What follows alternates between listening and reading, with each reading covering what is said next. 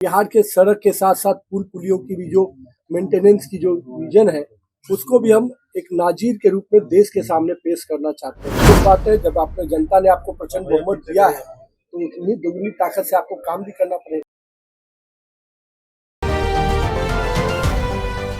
नमस्कार, स्वराज पोस्ट देख रहे हैं आप। मेरा नाम है अनिकेत पाठक। मंत्रिमंडल जब से बना है उसके बाद जो है तमाम सारे मंत्री जो हैं अपना अपना पदभार ग्रहण कर रहे हैं। आज जो है पथ निर्माण विभाग का पदभार जो है मंत्री नितिन नवीन ने ग्रहण किया है और उसके बाद जो है उन्होंने कहा है कि एक बार फिर से मुझ पर भरोसा जताया गया है। नीतीश कुमार के भरोसे पर हम खरे उतरेंगे और जिस तरह से सड़क और पुल पुलिया के निर्माण को लेकर के लगातार काम होता आया है उसको हम आगे बढ़ाने का काम करेंगे।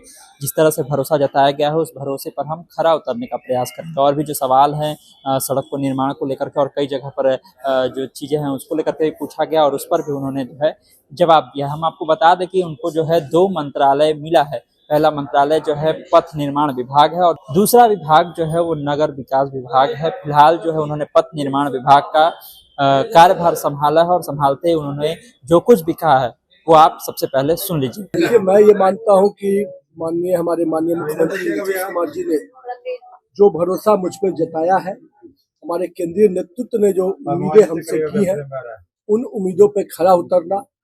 2025 में जो संकल्प हम लोगों ने लिया है बिहार में नई सरकार के लिए, उन संकल्पों को पूरा करना। मुख्यमंत्री जी का जो प्रगति यात्रा के माध्यम से पूरे बिहार के रोड इंफ्रास्ट्रक्चर को मजबूत करने का जो सपना उन्होंने प्रगति यात्रा के योजनाओं से देखा है, उन योजनाओं को क्रियान्वयन करना। माननीय प्रधानमंत्री नरेंद्र मोदी जी ने जो बिहार के रोड इंफ्रास्ट्रक्चर के लिए जो विजन दिया है, एक्सप्रेसवे, रिंग रोड की कल्पना, इन कल्पनाओं को साकार करना। और बिहार रोड इंफ्रास्ट्रक्चर अपने आप में काफी गति पाया और जिसको पूरा लाभ इस चुनाव में बिहार की हम एनडीए सरकार को मिला। हम लोग चाहते हैं कि 25 से 30 का भी रोड मैप उसी प्रकार का हो। बिहार का रोड की चर्चा अब देश के अन्य कोने में होना शुरू हुई है, अब हम उसको स्थापित करना चाहते हैं। बिहार के सड़क के साथ साथ पुल पुलियों की भी जो मेंटेनेंस की जो विजन है उसको भी हम एक नाजीर के रूप में देश के सामने पेश करना चाहते हैं।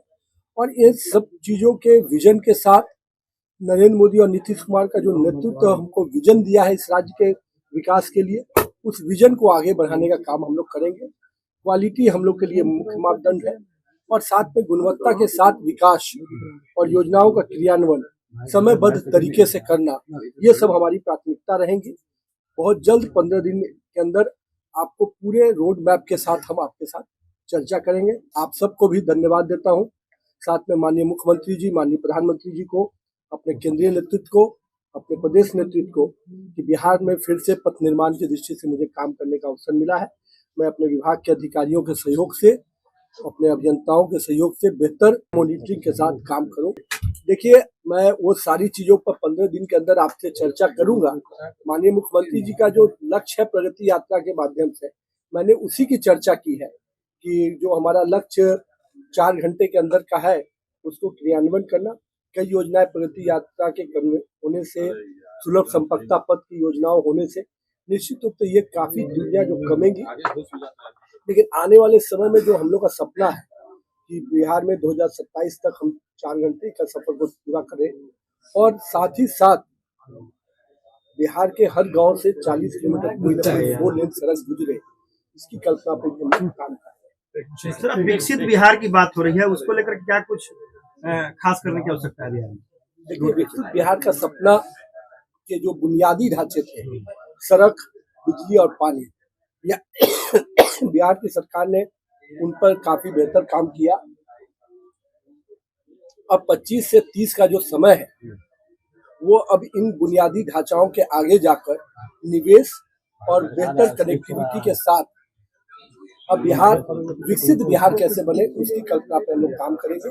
और मुझे उम्मीद है जो जनता ने मैंडेट दिया है उनके उम्मीदों पे हम लोग पूरी ताकत से, शिद्दत से अपने संकल्पों को सिद्धि तक पहुंचाने पहले से और ज्यादा स्पीड में काम करने की आवश्यकता है। obvious बात है, जब आपने जनता ने आपको प्रचंड बहुमत दिया है तो उतनी दुगनी ताकत से आपको काम भी करना पड़ेगा।